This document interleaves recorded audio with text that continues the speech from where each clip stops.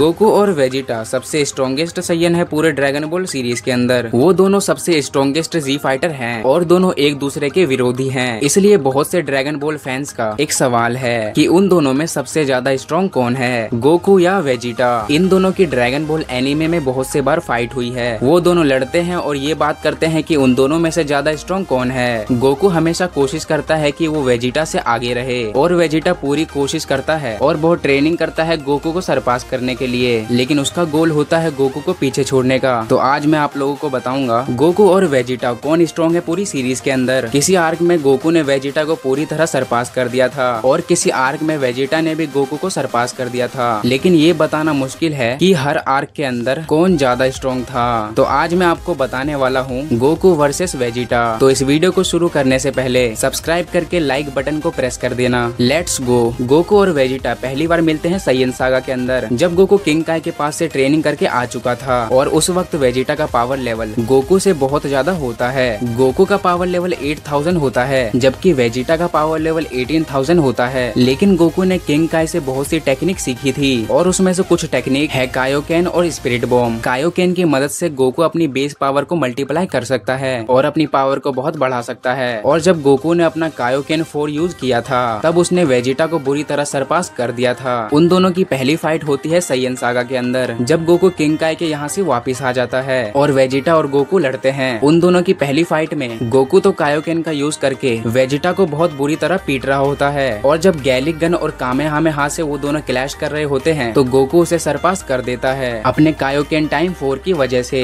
लेकिन Kaioken time 4 use करने के बाद गोकू की हालत बहुत खराब हो जाती है और वेजिटा ने आर्टिफिशियल मून बनाकर अपने आप को ग्रेट एप में ट्रांसफॉर्म कर लिया और गोकू को बहुत बुरी तरह पीट रहा था। और गोकू अपने कायोकेन के साथ भी उसके सामने कुछ भी नहीं कर पाता क्योंकि ग्रेट एप बेस पावर को 10 टाइम मल्टीप्लाई कर देता है। तो वेजिटा ने गोकू को बुरी तरह सरपास कर दिया था और अगर गोहान, क्रिलेन, याजिरो भी वहाँ नहीं होते तो शायद गोकू मर चुका होता। तो अगर हम देखें तो गोकू और वेजिटा की फाइट में कौन जीता, तो इसमें साफ साफ वेजिटा विनर है क्योंकि उसने गोकू को लास्ट मौके पर हरा दिया था, लेकिन उसे भागना पड़ गया क्रिलेन और गोहान की वजह से। तो इस पॉइंट पर वेजिटा ज्यादा स्ट्रॉन्ग था, तो इस फाइट का विनर वेजिटा है। लेकिन नेमिक सागा के अंदर सब बदल जाता है। गोकू से अर्थ पर फाइट करने के बाद वेजिटा का पावर लेवल भी बढ़ चुका था, पावर अप मिल चुका था। और वहीं जब गोकू अर्थ से नेमिक आ रहा था तो उसने उसी बीच बहुत ट्रेनिंग करी और उसने इतनी ज्यादा इंटेंस ट्रेनिंग करी कि उसका पावर लेवल 19000 तक पहुंच गया और उसने वेजिटा को पूरी तरह सरपास कर दिया था।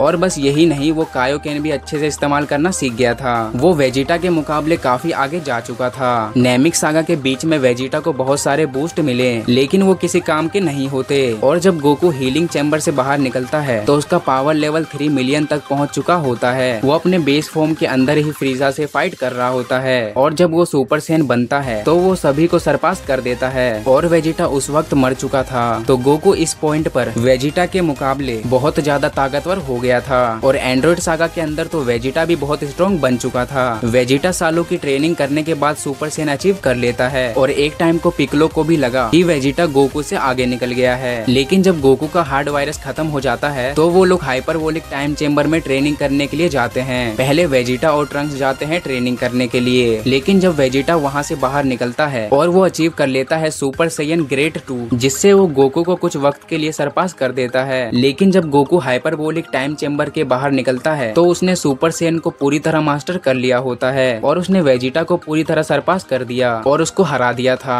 और इस पॉइंट पर वेजिटा भी डर गया था। गोकू की पावर को देखकर वेजिटा टूट गया था और उसने हार ही मान ली और बोला कि वो कभी फाइटिंग नहीं करेगा। फिर 7 साल बीत जाने के बाद बू सागा आता है और गोकू 7 साल के लिए ट्रेनिंग कर रहा था दूसरी दुनिया के अंदर और वेजिटा ने भी अपनी इंटेंस ट्रेनिंग कंटिन्यू रखी थी। लेकिन आगे जाकर गोकू वर्सेस याकोन की फाइट में वेजिटा को रियलाइज होता है कि गोकू उससे कितना ज्यादा स्ट्रॉन्ग बन चुका है और वो अपनी बॉडी को बाविडी के कंट्रोल में दे देता है ताकि उसे पावर मिले और वो गोकू को सरपास कर सके। और गोकू बोलता भी है माजन वेजिटा और उसका पावर लेवल सेम ही है। लेकिन इस पॉइंट पर गोकू अपना सुपर सैयन 3 छुपा रहा था वेजिटा से, तो इस पॉइंट पर गोकू बहुत ज्यादा स्ट्रॉन्ग था। तो गोकू बू सागा के अंदर वेजिटा से ज्यादा स्ट्रॉन्ग था और वेजिटा बू सागा के एंड में ये रियलाइज कर लेता है कि गोकू उससे हमेशा आगे रहेगा। फिर आता है बैटल ऑफ गॉड सागा, जब बीरस सुपर सैयन गॉड को ढूंढ रहा था और गोकू सुपर सैयन गॉड बनता है तो उसने वेजिटा को पूरी तरह सरपास कर दिया था और वेजिटा उसके मुकाबले बहुत ही कमजोर कमजोर था। लेकिन गोल्डन फ्रीजा सागा के अंदर वेजिटा व्हीस के साथ ट्रेनिंग करता है और 6 महीने की ट्रेनिंग के बाद उसका पावर लेवल बिल्कुल गोकू के लेवल पर पहुंच चुका था। फिर बाद में जाकर दोनों सुपर सैयन ब्लू भी अचीव कर लेते हैं और उन दोनों का पावर लेवल बिल्कुल सेम हो जाता है। वो दोनों बिल्कुल इक्वल होते हैं और इस बार वो दोनों एक दूसरे के पक्के राइवल होते हैं। जब गोकू और वेजिटा फाइट कर रहे होते हैं तो वेजिटा हिट के सामने कमजोर पड़ जाता है और गोकू अपनी नई फॉर्म दिखाता है, super Saiyan blue Kaioken time 10, और इस फॉर्म से गोकू वेजिटा को फिर से सरपास कर देता है और उससे एक कदम और आगे चला जाता है। तो इस पॉइंट पर गोकू ने फिर से वेजिटा को सरपास कर दिया था और वेजिटा उसके सामने कुछ भी नहीं कर सकता था।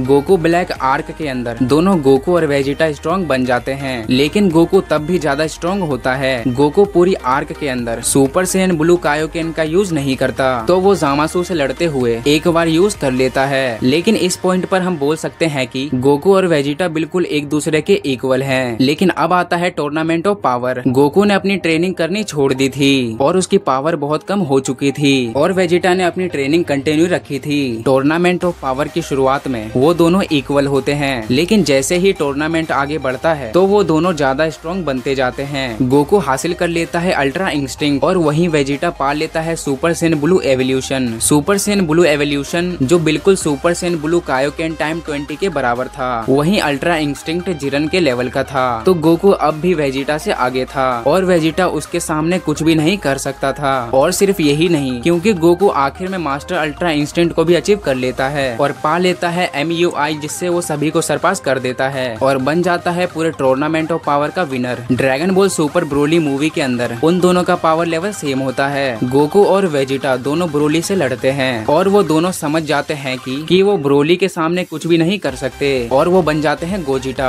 लेकिन dragon ball super Broly movie tournament of power के बाद है, तो गोकू के पास अब भी अल्ट्रा इंस्टिंक्ट है, तो वो अब भी वेजिटा से आगे है। लेकिन अब आता है मोरो आर्क और ग्रेनोला आर्क। मोरो आर्क के अंदर दोनों अपना अपना रास्ता चुन लेते हैं और गोकू कुछ और सीखने जाता है और वेजिटा कुछ और गोकू जाता है मीरस के पास ताकि वो अल्ट्रा इंस्टिंक्ट को एक्टिवेट करना सीख सके और वहीं वेजिटा जाता है यार्ड रेड ताकि वो नई टेक्निक सीख पाए, ताकि वो सबको सरपास कर सके। गोकू अल्ट्रा इंस्टिंक्ट को एक्टिवेट करना सीख जाता है और वेजिटा अपनी नई टेक्निक सीखता है और वो होती है स्पिरिट फ्यूजन। और मोरो बोलता है कि वेजिटा गोकू से ज्यादा स्ट्रॉन्ग है, लेकिन जब Goku master ultra instinct achieve कर लेता है तो वो सबसे स्ट्रॉन्ग बन जाता है। वेजिटा उसके सामने कुछ भी नहीं कर सकता था, चाहे उसके पास कुछ भी हो। और गोकू स्टार्टिंग के आखिरी में भी वेजिटा से ज्यादा आगे था, लेकिन मोरो आर्क के अंदर वेजिटा फाइनली गोकू के पास पहुंच जाता है। जब वेजिटा रियलाइज कर लेता है कि वो अल्ट्रा इंस्टिंक्ट को यूज नहीं कर सकता, तो बीरस उसे बताता है कि सिर्फ अल्ट्रा इंस्टिंक्ट ही नहीं बल्कि गॉड्स की टेक्निक हकाई भी है और बीरस वेजिटा को हकाई सिखाने के लिए तैयार हो जाता है। वो दोनों ट्रेनिंग करते हैं और वेजिटा फाइनली हकाई सीख जाता है और वो पहली बार इस्तेमाल करता है ग्रेनोला से लड़ते हुए और वो पा लेता है अपनी नई फॉर्म जिसका नाम है अल्ट्रा ईगो। इस फॉर्म में वो इस्तेमाल करता है हकाई की पावर, जिसका मतलब है डिस्ट्रक्शन की पावर, जो बीरस इस्तेमाल करता है। इसमें वो जितनी मार खाएगा उतना ज्यादा स्ट्रॉन्ग बन जाएगा। इस फॉर्म के अंदर वो ग्रेनोला को भी डरा देता है और उसको फुल पावर इस्तेमाल करने पर मजबूर कर देता है और वहीं गोकू मास्टर अल्ट्रा इंस्टिंक्ट में ग्रेनोला से हार जाता है और लगता है वेजिटा की अल्ट्रा ईगो की पावर सबसे स्ट्रॉन्गेस्ट है। गोकू अल्ट्रा इंस्टिंक्ट में सब कुछ डॉज कर लेता है, लेकिन वेजिटा सब कुछ को झेलता है और उसके बाद और भी स्ट्रॉन्ग बन जाता है और वेजिटा के लिए ये बहुत फायदेमंद है। लेकिन इसकी एक प्रॉब्लम है, और अगर वेजिटा ने बहुत ही ज्यादा मार खा ली तो वो हार जाएगा और ये ग्रेनोला आर्क में बहुत बार होता है, मतलब लिटरली 3 बार। अल्ट्रा ईगो की पहली फाइट के अंदर ही वो हार जाता है और ग्रेनोला जब अपनी दूसरी आंख निकालता है और उसके बाद वो फिर से फाइट करते हैं और वेजिटा फिर से हार जाता है। और जब गैस से लड़ रहे होते हैं तो वेजिटा गैस से लड़ता है। वेजिटा गैस को अच्छी टक्कर दे रहा होता है, लेकिन गैस उसको भी हरा देता है और वेजिटा वहीं हार जाता है और गोकू वहीं मेडिटेशन करके नई फॉर्म दिखाता है और वो होती है ट्रू अल्ट्रा इंस्टिंक्ट, जिसमें वो अपने सैयन इमोशंस और अल्ट्रा इंस्टिंक्ट को कंबाइंड कर लेता है। ट्रू अल्ट्रा इंस्टिंक्ट और इस फॉर्म के अंदर वो किसी एंजल को कॉपी नहीं कर रहा होता, बल्कि ये उसकी खुद की टेक्निक है और सिर्फ गोकू ही इसे यूज कर सकता है। और इसी के साथ वो गैस को भी सरपास कर देता है और वो वहाँ पर सबसे स्ट्रॉन्ग बन चुका था, सबसे स्ट्रॉन्गेस्ट मोर्टल पूरे यूनिवर्स 7 के अंदर। वो इतना स्ट्रॉन्ग बन चुका था कि गैस की बॉडी भी बूढ़ी होने लग जाती है और वो अपनी जान खोने लग जाता है। लेकिन ग्रेनोला आर्क के अंदर हमें दिखाई देता है ब्लैक फ्रीजा, जो कि गोकू और वेजिटा दोनों से ज्यादा स्ट्रॉन्ग था और उसने दोनों गोकू और वेजिटा को उनकी स्ट्रॉन्गेस्ट फॉर्म के अंदर हरा दिया था, बस एक ही शॉट के अंदर। अंदर तो यहाँ पर वेजिटा से ज्यादा स्ट्रॉन्ग गोकू है, लेकिन उससे भी ज्यादा स्ट्रॉन्ग है ब्लैक फ्रीजा।